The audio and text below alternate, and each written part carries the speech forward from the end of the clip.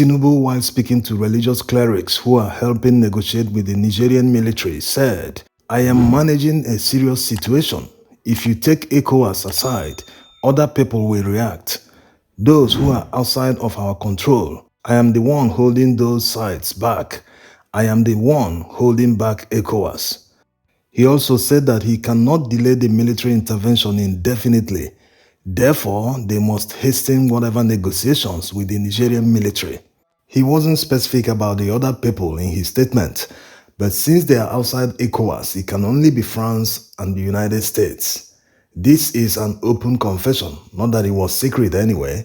Since the military struck in Niger in late July, Tinubu has always maintained that they must leave power immediately.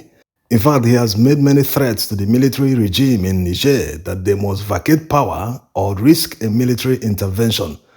Going by his statement that he is the one that is holding back ECOWAS leaders from invading Niger from taking that decision, it is a direct acceptance that he controls them, that he can decide the direction of the ECOWAS leaders. We've made analysis of this in the past, that going by Nigeria's position in ECOWAS, they can influence the decision of ECOWAS leaders. In other words, if Tinubu could hold the ECOWAS leaders, it means he can stop the invasion permanently. No need to waste unnecessary energy in another man's country. All the flights from Abuja to Niamey all the time, who is paying for it? Is it not better to spend all that money and energy in your own country?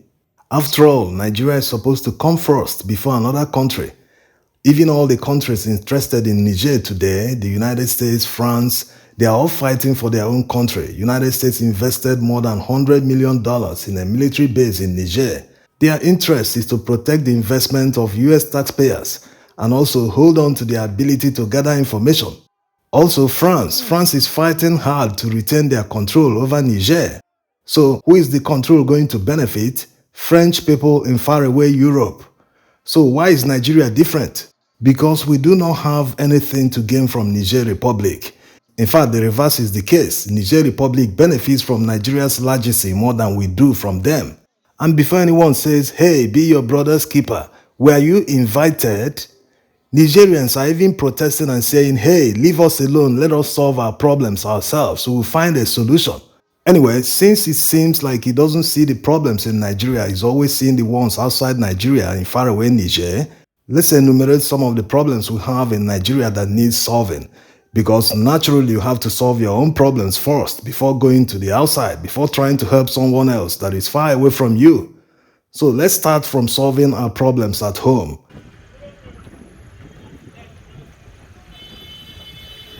Is Tinubu aware that 23 local government areas are currently under the control of insurgents in Nigeria's northwest region? Is he aware that this is Nigerian territory we are talking about, and this is not Niger Republic that took those territories under their control? Maybe he's aware, but he doesn't just care. These are people's lives at stake. A lot of people have lost their jobs. They've run away from the areas. Farmers are mostly affected. These guys are busy controlling these territories, collecting taxes. This is the first sign of a failed state. Yes, that's the meaning of a failed state by Wikipedia. When a state fails to exercise its sovereignty in some parts of its territory, it can be referred to as a failed state. This happened in 2015 when Buhari took power. They were controlling about 27 local government areas in the northeastern region of Nigeria. It took a lot of time for them to be dislodged. Now they are back in the northwestern region. They are also very active in some parts of Nigeria. According to the former governor of Kaduna State, they are well entrenched in southern Kaduna and some other parts, in Benue, in Plateau State, in Niger State. As a matter of fact, a few days ago, about 36 soldiers became casualties. These are some of the security challenges that Nigerians face on a daily. Why is it not an emergency? Why are people talking about Niger when their house is on fire? Are the people in control Nigerians? Why are they serving foreigners instead of caring for Nigerian people?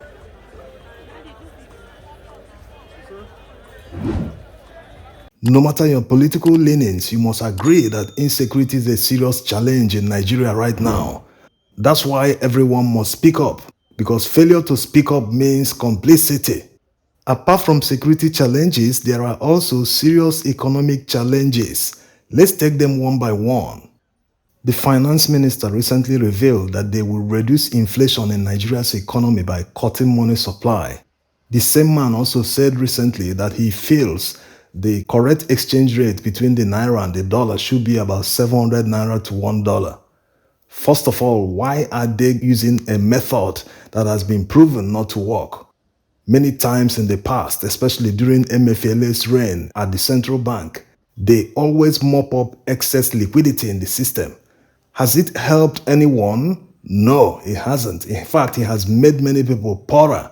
During his time when he went as far as redesigning the naira, as if that was not enough, he even imposed a 20,000 naira limit of withdrawal in banks. So, in other advanced economies, they are encouraging people to continue spending so that the economy will grow. In Nigeria, we discourage people from spending. How can you tell people not to spend? How can you reduce the money in circulation? The more people spend money, the more the economy booms. That's how it works everywhere. That of Nigeria will not be different. Besides, the excess money, or whatever they call it, is not the reason for inflation in Nigeria's economy. The reason for the inflation is because Nigeria's naira has lost value. It's as simple as that. Even the government contributed to the loss of value because they devalued the naira and said they made a flotation. It was a simple devaluation of the naira. What about the subsidy removal? Why didn't the government consider removing the subsidy gradually so as not to implode or cause massive inflation in the economy? Because before May, it used to cost 200 naira per liter. Now it's more than 500 naira. So it costs Nigerians more than 3 times what it used to cost to buy petrol. And they think it doesn't contribute to inflation in Nigeria. If you used to withdraw 20,000 to fill your tank at the ATM, now you need to withdraw 60,000. So the problem is not excess liquidity. People simply need more money to buy what they used to buy with less money. This brings us to another solution they want to implement to curb the inflation. They are talking about redenominating the naira, as it happened in Ghana in the mid-2000s. When Ghana redenominated the cedi, they removed 3 zeros, making it to exchange 1-to-1 to the dollar. But right now it's exchanging for more than 10 cedi to $1. So it proves it didn't help. It didn't curb any inflation. The inflation is still on a runaway. Besides, exchange rate doesn't determine how strong your economy is. You have to talk about purchasing power. You have to talk about other things. So the fact that Korean won is exchanging for more than 1,000 to the dollar doesn't mean their economy is not booming. It doesn't mean it's not strong. Also, the Vietnamese dong.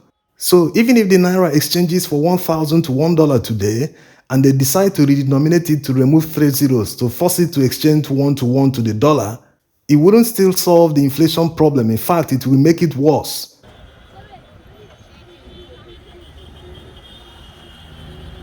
Now, let's assume that they honestly want to shore up the value of the naira. There are a few things they can do that will yield quick results in under 1 year. Yes, Nigeria is an import-dependent economy, and once you're import-dependent, you must have enough dollar reserves because many traders, merchants will be buying dollars to import goods. When the available dollars cannot satisfy demand, it will increase in value, and the local currency will drop in value. That's how it works. Think of it like too many people chasing few goods. Definitely the price will go up, but if the goods are more than the people demanding, the price will go down. So what the government should do is look at the major items that causes demand for dollars in Nigeria. One such item is petrol and other oils. When you remove that, assuming it makes up 20% of the demand, you've succeeded in reducing the demand by 20%. That alone will shore up the value of the naira. How do you do that? They have to build refineries. Despite Nigeria being a huge crude oil exporter, there's no single refinery working in Nigeria. So they can quickly fix the existing refineries or get modular refineries. Imagine having multiple 10,000 capacity refineries that are scattered everywhere. It will seriously reduce the importation. If we fail to refine petrol locally, the price will keep rising at the filling stations because they all depend on the exchange to buy them abroad. Right now, because the exchange rate is very volatile, many importers can't even import petrol to the extent that refineries abroad in Europe where they buy them are telling them to come and take them on credit, that they will give them on credit, they will pay later. They're even afraid to take the petrol on credit because they don't know what the exchange rate will be by the time they will pay back the loans. Another thing they can do to increase the value of the naira is to conduct a market research. Get into the market, find out all the little items, all the articles, little things that people buy abroad. Get local manufacturers to manufacture them here. Assemble up to 10,000 SMEs. Make sure that all their raw materials are sourced locally. They should never buy them from abroad. Make sure they have the expertise to manufacture these products. Give them loans to buy equipment or machinery to manufacture them. The moratorium must start at least 3 months after they install their machines. You don't expect people who got loans to start repayment before they install their machines, before they start making money from the equipment that they bought. That's what kills the SMEs in the first place. So make sure the moratorium is friendly, and they must train 2 people in the field under 6 months. These trained people will receive loans again to look for other markets where they will set up manufacturing. That's how they will do it to reduce the dependence on importation, because these things are not manufactured locally. Every beak, every pen, all little items, they always demand dollars to buy them. It's very simple. Most of the raw materials for manufacturing all these, we have them in Nigeria. It's just that the environment is not friendly. When people go to get loans in banks, they are asked for collateral that they don't even have. So when you give them loans that come with friendly conditions, they will honestly work hard and repay these loans. And having more than 10,000 SMEs in serious production will not only create thousands of jobs, it might create up to millions of indirect jobs. For these SMEs to function and meet local demand, they will need constant electricity. That's why the government should make sure they provide electricity. If it is alternative electricity, these SMEs should be stationed near the market so that to cut down on the cost of transportation. Within their cluster, the government must make sure they provide electricity for them, electricity that is constant, so that they will be able to meet demand. Marketers will come to them, place their orders, and come back and take delivery.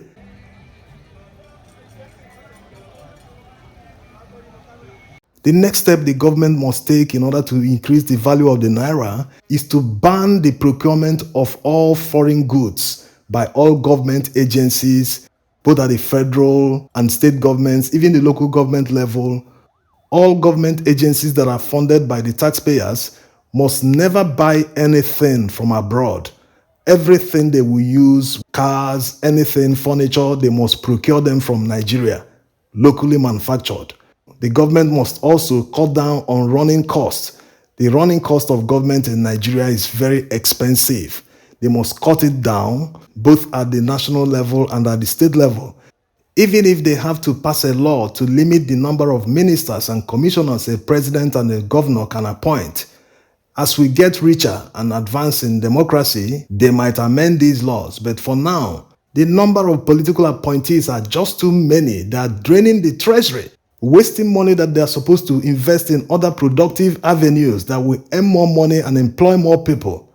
So these are the measures the government should take if they are truly interested in increasing the value of the naira. They must make sure many things are produced in Nigeria. They must invest in agriculture. They must invest in transportation. They must invest in everywhere to make sure we create an enabling environment that will improve manufacturing so that people will stop looking for dollars. Yes, everyone is looking for dollars. You want to pay for education abroad, you need dollars to pay that. In order to reduce it, you must manufacture locally. You must enter into serious production.